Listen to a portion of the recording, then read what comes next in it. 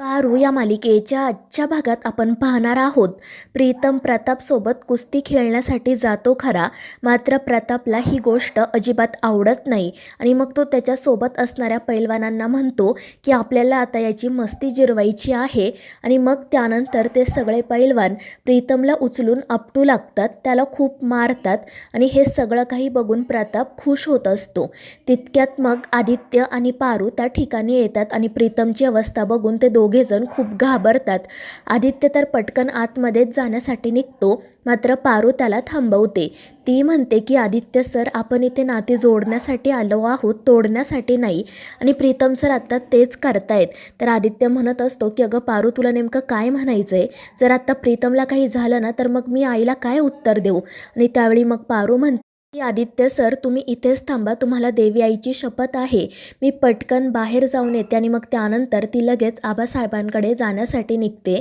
त्यानंतर मग ती आबा आणि प्रियाकडे येत म्हणते की माझ्या दिरांना वाचवा, त्यांना कुस्ती खेळता येत नाही, मात्र दादासाहेब त्यांना कुस्ती शिकवत आहेत, खूप मारत आहेत. आणि ते ऐकून प्रिया खूप घाबरते आणि ती पळतच प्रीतमकडे जाण्यासाठी निघते. आणि ते बघून आबासाहेबांना तर धक्काच बसतो, ते सुद्धा प्रियाच्या पाठोपाठ येतात. तर दुसरीकडे तालमीतील सगळ्या पैलवानांनी प्रीतमला आधीच खूप मारलेले असते आणि मग त्यानंतर प्रतापही प्रीतमला उचलून घेत खाली टाकायला जातो. पण तितक्यात प्रिया त्या ठिकाणी येत म्हणते की अरे भाई प्लीज थांब, त्याला कुस्ती खेळता येत नाही, तू प्लीज त्याच्याशी असं वागू नको. मात्र प्रताप ऐकत नाही. पण तितक्यात आबासाहेब त्या ठिकाणी येतात आणि प्रतापला समजवतात. त्यामुळे मग प्रताप प्रीतमला सोडून देतो. तर आबासाहेब प्रतापवर चिडलेले असतात, मात्र प्रीतमच म्हणतो की आबासाहेब, दादासाहेबांची यात काही चुकी नाही. उलट मीच त्यांना म्हटलो होतो की मला कुस्ती खेळायची आहे, पण पहिलाच दिवस होता ना म्हणून हे सगळं झालं. उद्यापासून मी नीट कुस्ती शिकेल. आणि ते बघून सगळ्यांनाच आश्चर्य वाटते. प्रताप हसतच प्रीतमला विचारत असतो की तुझी मस्ती अजून जिरली नाही का? आणि मग त्यानंतर आबासाहेब प्रियाला विचारतात की तू अशी पळत इथे कशासाठी आली होती, जर तुला काही झालं असतं तर? त्यामुळे प्रिया खाली मान घालते आणि मग त्यानंतर ते सगळेजण तेथून निघून जातात. आदित्य मात्र रागातच प्रतापकडे बघत असतो आणि त्यामुळे प्रताप खूप चिडतो. मात्र पारू आदित्यला शांत करते आणि तेथून घेऊन जाते. त्यानंतर आदित्य, पारू आणि प्रिया प्रीतमला किचनमध्ये घेऊन येतात. प्रीतमला खूप मार लागलेला असतो आणि त्याची अवस्था बघून आदित्य खूप चिडलेला असतो. तर प्रिया रडतच त्या सगळ्यांची माफी मागत असते. तर प्रीतम प्रियालाही शांत करतो आणि आदित्यलाही म्हणतो की दादा, तुझी काळजी कळते मला, पण माझं खरंच प्रिया मॅडमवर खूप प्रेम आहे आणि त्यांच्यासाठी मी काही करायला तयार आहे. आणि तू प्लीज काळजी करू नको, मी आता ठीक आहे. तू फक्त थोडे दिवस तुझ्या रागावर कंट्रोल ठेव, सगळं काही ठीक होईल. आपण एकदा का आबासाहेबांचं आणि दादासाहेबांचं मन जिंकलं की प्रिया मॅडमला घेऊ आणि इथून निघून जाऊ. मात्र तितक्यात त्या मंदाताई त्या ठिकाणी येतात आणि त्यांना बघून सगळेच जण घाबरतात. पारूला असं वाटतं की मंदाताईंनी सगळं काही ऐकले, त्यामुळे ती पटकन म्हणू लागते की मंदाताई, हे बघा, आम्ही कोणताही वाईट हेतू मनात ठेवून इथे आलो नाही. प्रीतम सरांचं आणि प्रिया मॅडमचं एकमेकांवर खरंच खूप प्रेम आहे आणि त्यांच्या लग्नाची बोलणी करण्यासाठीच आम्ही इथे आलोय. आम्हाला आबासाहेबांचं मन जिंकायचं आहे, तुम्ही आमची मदत करा. आदित्य आणि प्रियासुद्धा त्यांच्यासमोर हात जोडतात. आणि मग त्यावेळी मंदाताई त्यांच्या कानामध्ये असणारे कापसाचे बोळे काढत म्हणतात की काय म्हणत होता तुम्ही सगळेजण, मला काही ऐकूच आलं नाही. सकाळपासून सर्दी झाली आहे ना? आणि ते ऐकून सगळ्यांनाच हसू येतं. आणि मग पारू मंदाताईंना मोठ्या आवाजात सांगते की मी तुमच्यासाठी गरम पाणी घेऊन येते, तुम्ही वाफ घ्या. आणि त्यावर मंदाताई हो म्हणत तेथून निघून जातात. तर दुसरीकडे दिशा मिहिरला कॉल करते. ती मिहिरला म्हणत असते की मला तुझ्या मदतीची गरज आहे, त्यामुळे मिहिर काय झाले ते विचारतो. तर दिशा त्याला सांगू लागते की तो आदित्य आणि प्रीतम कंपनीच्या कामासाठी बाहेर गेलेत खरे, मात्र मला असं वाटतंय की ते आमच्यापासून काहीतरी लपवत आहेत. कारण जर त्यांना कंपनीच्या कामासाठी बाहेर जायचं होतं तर कंपनीच्या अकाउंटवरून काहीतरी ट्रान्झॅक्शन झालं असतं ना.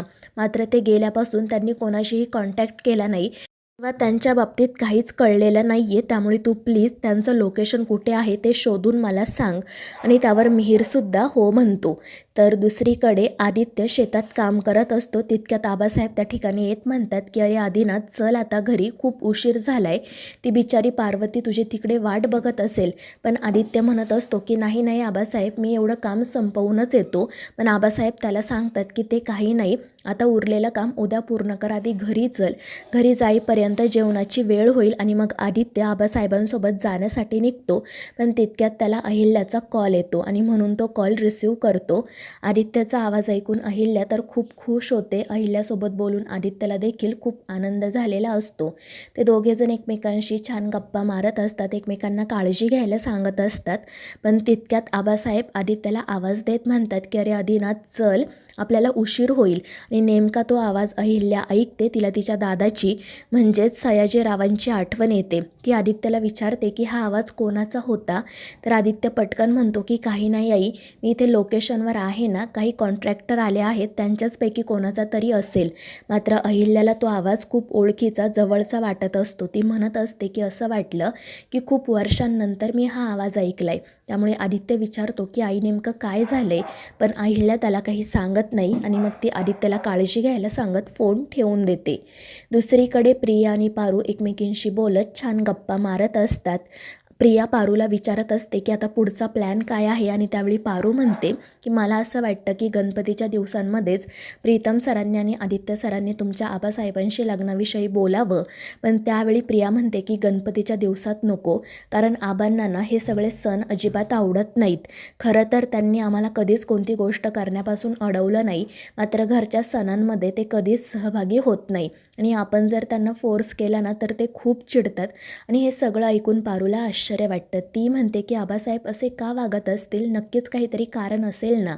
तर प्रिया म्हणते हो, पण ते विचारण्याची आमची कधीच हिंमत झाली नाही. मात्र ते बाहेर असे नसतात, बाहेर ते सगळ्या सणांमध्ये उत्साहाने सहभागी होतात. आपल्या गावातील सगळ्यात मोठ्या मंदिर कमिटीचे तर ते अध्यक्ष आहेत, पण घरामध्ये ते कशातच सहभागी होत नाही. आणि त्यांचं ते बोलणं सुरू असतानाच आबासाहेब त्या ठिकाणी येतात. ते पारूला म्हणत असतात की पार्वती, आता तू सुद्धा आमच्यासोबतच जेवण कर. मात्र पारू नकार देते. तर दुसरीकडे प्रीतम आणि दिशाच्या लग्नाची तयारी सुरू असते. अहिल्याने डिझायनर साड्या, महागातले दागिने हे सगळं काही घरीच बोलावलेलं असतं आणि ते सगळं बघून दामिनी तर खूपच खुश होते. मग दिशासुद्धा त्या ठिकाणी येते आणि ती नाटक करत अहिल्याला म्हणते की सासू मॉम, तुम्हाला जे हवं ना ते तुम्ही सिलेक्ट करा, मला ते नक्की आवडेल. आणि ते ऐकून अहिल्या खूप खुश होते आणि मग ती दिशाला सांगते की उद्या मी प्रेस कॉन्फरन्स अरेंज केली आहे, कारण तू आमच्या घराण्याची होणारी सून आहे हे आता सगळ्या जगाला कळायला हवं. त्यामुळे दिशा तर खूपच खुश होते. तर दुसरीकडे पार्वती म्हणजेच पारू आबासाहेबांना म्हणत असते की जोपर्यंत माझे धनी जेवणार नाहीत तोपर्यंत माझ्याही घशाखाली घास जाणार नाही. त्यामुळे मग आबासाहेब आदित्यला बोलावून घेतात. तर आदित्य म्हणत असतो की जोपर्यंत माझा लहान भाऊ नंदी जेवत नाही तोपर्यंत मी तरी कसा जेवू. त्यामुळे आबासाहेब नंदी म्हणजेच प्रीतमला देखील बोलावून घेतात. आणि या तिघांचे एकमेकांवरील प्रेम बघून आबासाहेब तर त्यांच्यावर खूपच खुश होतात. मात्र तितक्यात प्रताप त्या ठिकाणी येतो आणि हे तिघेजण आपल्यासोबत जेवणार ही गोष्ट त्याला अजिबात आवडत नाही. तर मित्रांनो, या मालिकेच्या पुढील भागांच्या अपडेटसाठी आपल्या चॅनेलला सबस्क्राईब करा.